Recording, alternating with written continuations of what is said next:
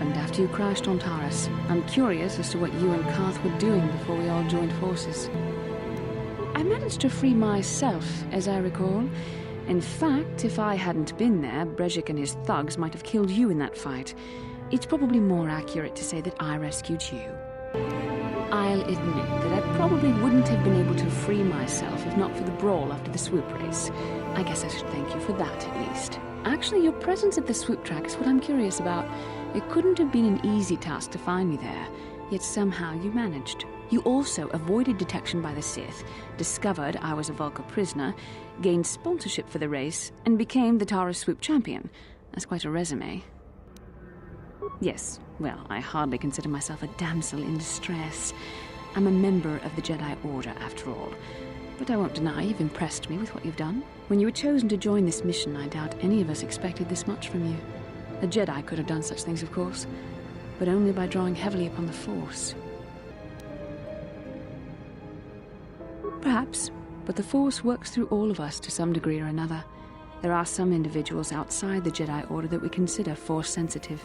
It's obvious to me that the Force has been working through you. There is no other explanation for your great success. Though I'm not certain what to make of this discovery. Perhaps if you weren't... well, if you were younger, the Jedi might take you for training. But as it is... I'm sorry, I've overstepped my authority. I'm speaking of things that are best left to the Jedi Council. For now, let's just accept the fact that you're gifted. Hopefully, between your abilities, my Jedi training, and the skills of our companions, we can find a way off this planet. How can I help? No, not bothering me. Not exactly. I've been thinking about what the Jedi Council said about the two of us.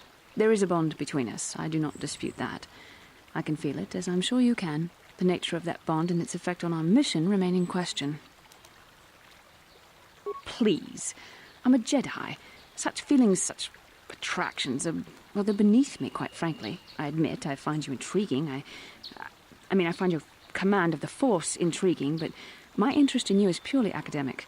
Surely you can understand why. Our fates are strongly connected. So connected that a literal bond has been forged between us. I saw your service records when you were transferred aboard the Ender Spire, but nothing beyond that. I know very little about you. I'd like to ask you some questions, given our relationship. I was referring to the bond we share, the one the Jedi Council spoke of. If I was actually interested in you, rest assured I could come up with a much better approach than this. Touched a nerve? No. Getting on my nerves? Most definitely. I suppose this is what you men consider being witty. Now, are you going to answer my questions, or would you rather just keep annoying me?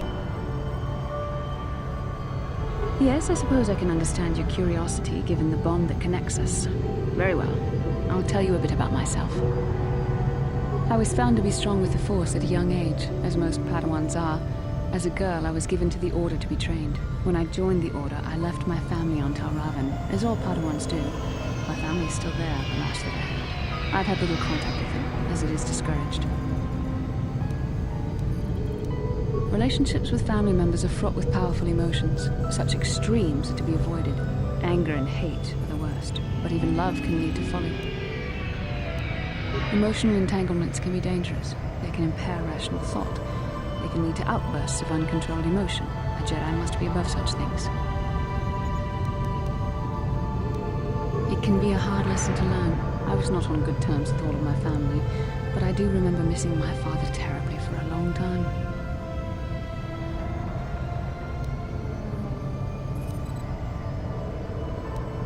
Very close. I was only a little girl when I left my family, but I still remember him fondly. He was kind and gentle and doted on me. My mother, however, was different. I was not on good terms with my mother. I was only a little girl when I left, but I was old enough to resent her and the way she treated my father. She pushed my father into treasure hunting. I spent all my young life on ships, traveling from one false lead to the next. She whittled away my father's entire fortune, and I hated her for it. I think she was relieved to give me to the Jedi, but my father was heartbroken. A child is too young to understand the sacrifices that must be made. It's better if they have no contact with their family once they're removed. Once I was older, I realized the wisdom of this policy. A Jedi must do what is needed, personal desires notwithstanding. Love can only obscure and confuse the matter.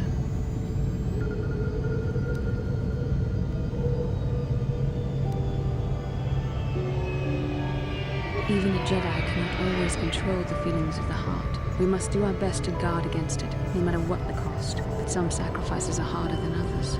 I do not wish to discuss this anymore. I would rather return to our mission.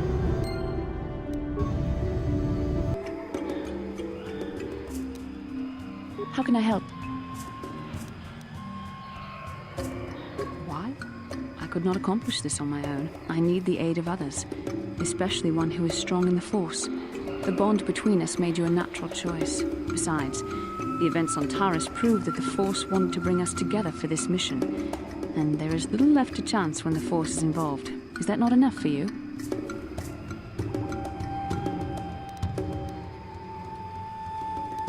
I said we were brought together for our mission, to stop Malak. I hardly think the Force would be pushing us toward a romantic involvement when the fate of the galaxy is at stake. Please try to stay focused. I doubt the Council would approve if they knew we were busy discussing our mutual attraction when we should be saving the galaxy from Malak. Mutual attraction? I never said... It's just an expression. Whatever our feelings... whatever your feelings, you have to try to ignore them. Don't let this complicate things. Finding the missing pieces of the star maps is our only hope of locating the Star Forge and defeating Malak. The Council explained all this quite clearly.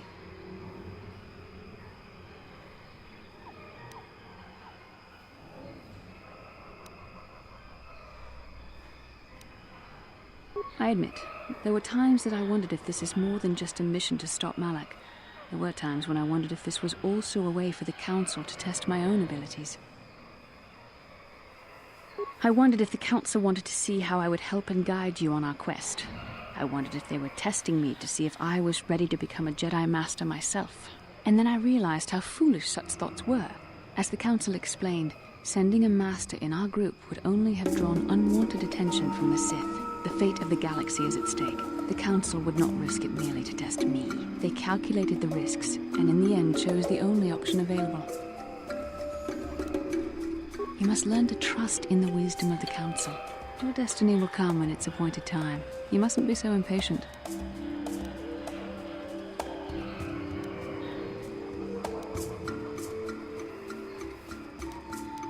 Must you be so frustrating? I admit, I had a moment of foolish pride, but I'm over it. Now I am focused on my true responsibilities. I'm simply trying to help you and complete this mission, and yet you battle me at every turn. Fun?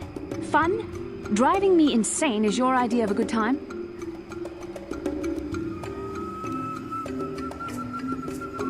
You are a very odd man. Do you know that? I simply don't know how to deal with you. All I want to do is help you, but you seem determined to drive me mad.